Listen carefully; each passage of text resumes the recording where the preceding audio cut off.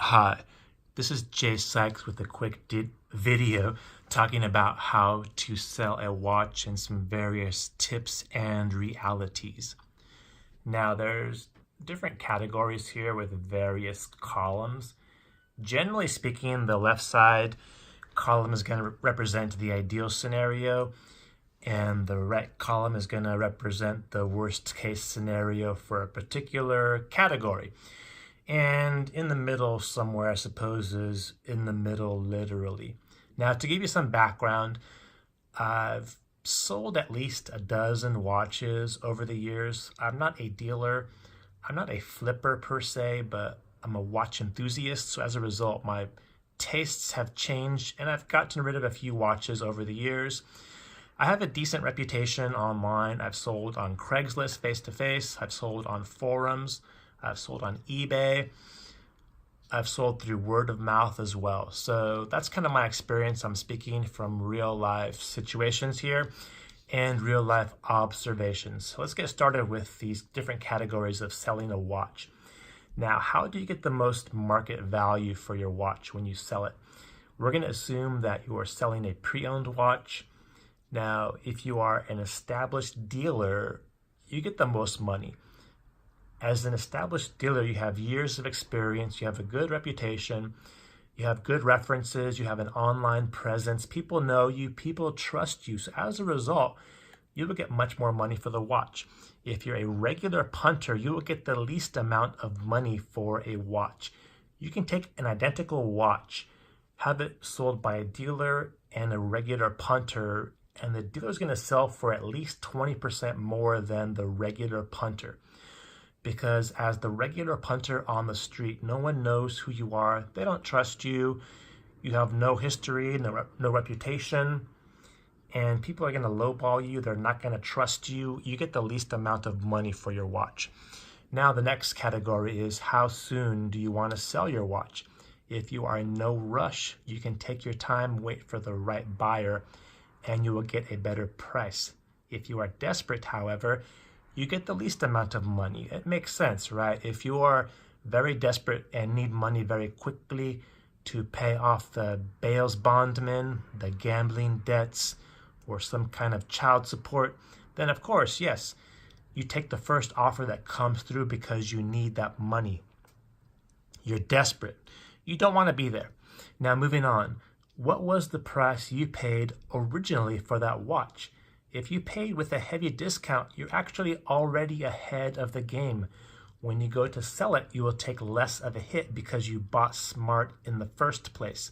If you paid full MSRP or more, you are already a bit behind because you overpaid. Now, obviously it depends upon the brand. I realize with Rolex, for example, it's hard to get a heavy discount, if at all. On some models in particular, there is no discount anyway. The other watches, let's say Invicta, for example, or Panerai, you can routinely get heavy discounts and only a fool pays full MSRP for those. So if you buy smart, when you go to sell, you're in a much better position. Now, one thing to bear in mind with this kind of chart, shall we say, is take everything collectively together. It's going to work together for various scenarios. So for example, if you're a regular punter, you're desperate to sell a watch, you pay the full MSRP, that's like, you're pretty much screwed. But, if you got a heavy discount up front and you're a regular punter and you're in no rush, then, you can do okay for yourself. One thing else to bear in mind with these various categories is it helps you to kind of think about how you buy in the first place. Now, moving on, the next thing we're talking about is condition. If you have a watch with full box, papers, warranty, etc., you will command a much higher price. If you have a watch which is head only or a Franken watch, so head only means it's just the watch itself minus any strap or bracelet, and Franken watch means there are non-original parts on there that are replaced. And that's the worst place to be because you get the least amount of money for a head-only or Franken watch. Now, this goes back to my earlier comment of how you buy in the first place. If you're buying a head-only watch, you're going to have a much harder time getting decent money for that. That's just the reality of it. Now, here's a scenario. Let's say you buy a head-only watch from an established dealer. You're going to pay a certain amount of money for that. But when you go to sell it as a regular punter, you're going to take a huge hit on that watch. Just, remember that when you're buying a watch. Try to buy smart in the first place. Now, the next category is who is the buyer. If you are selling to an end user, of course, you get closer to market value because that person wants the watch for themselves. They're not in it for a profit necessarily. However, if you're selling to a dealer, then of course, the dealer has to make money off that watch. So he's going to pay you the least amount of money possible for that watch. And the dealer kind of can tell if you're a desperate regular punter. So if you're going to sell a watch, try to be more on the left side category if you can. I realize some things you cannot control. You cannot control, let's say, if you're a regular punter versus a dealer, but you can control how much of a rush you're in. You can control how you paid for the watch in the first place. Okay, moving on. How is this transaction? The ideal transaction is to have cash in your hand, give the person the watch. You are both in a safe location, no funny business, no scams. That's the ideal scenario. One of the worst scenarios is you sell the watch, you have to ship it off to a foreign country, or you go through a platform such as eBay. Now, the challenge with shipping a watch is there are many more variables. Do you trust the shipping company? You have to get insurance. Will the box get stolen, damaged? Will the person actually receive it? Will they receive it and then claim, oh, I never got it? If you sell through eBay, there's so much buyer protection, it really screws over the seller. If you're a regular person, let's say you're honest, you have a watch, you ship it out, you sell via eBay. When the box arrives to the destination, the buyer may say, oh, this is a fake or the wrong thing, I want a refund. And you say, okay, fine, ship the watch back to me. That person ships the watch, but they can actually switch out the watch, put a fake in there, and give you the wrong watch while they keep the original. The challenge is, when you go to eBay and complain, eBay is going to say, no, what is going on? I think construction. Anyway, sorry about that. Okay, moving on. Sorry, guys. Yeah, let's say eBay, for example. Let's say the person replaces the original watch with a fake, mails it back to you. They still get a full refund. eBay is going to believe them before they believe you. So you can really get screwed that way. Moving on.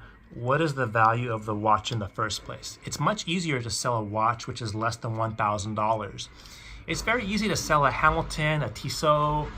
These are decent watches, but they're not overly expensive. And as a result, people don't usually... This is way too much. I can't tell if it's thunder, construction, or what's going on. Anyway, I think my car just got towed.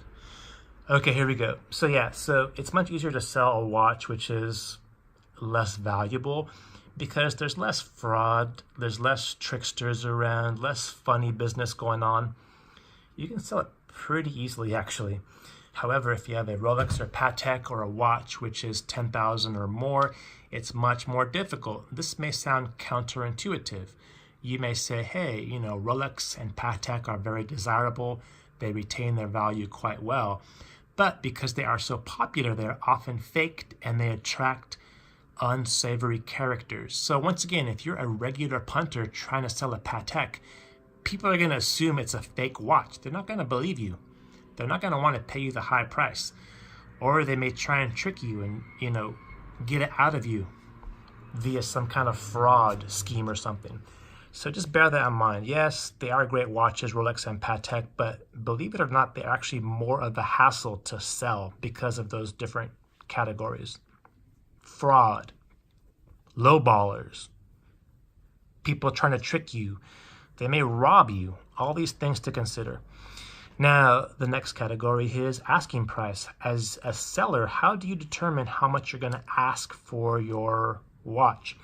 The best place to look is actually eBay sold listings. I underline sold to highlight the fact that you want to make sure this thing actually sold. If you look at active listings, all you see is what people are asking for it. It does not reflect reality. I think one of the worst places to get value for a watch is Chrono24. When you go on there, you see watches all over the world, people asking a variety of prices. This is the asking price. You have no idea if that watch actually sold. And most times people actually negotiate a much lower price. So if you're a regular punter with a watch, don't simply go on Chrono4 and say, oh yeah, these are selling for this much money. That is a fool's errand. Look at what the watch actually sold for. It gives you a much better idea of what to ask. If you ask too much money, people are not going to pay it. The market will tell you what your watch is worth. So just bear that in mind. If I've missed anything or you agree, disagree, let me know what your thoughts are. This is Jay Sykes, hoping you have a nice day, if possible. Bye.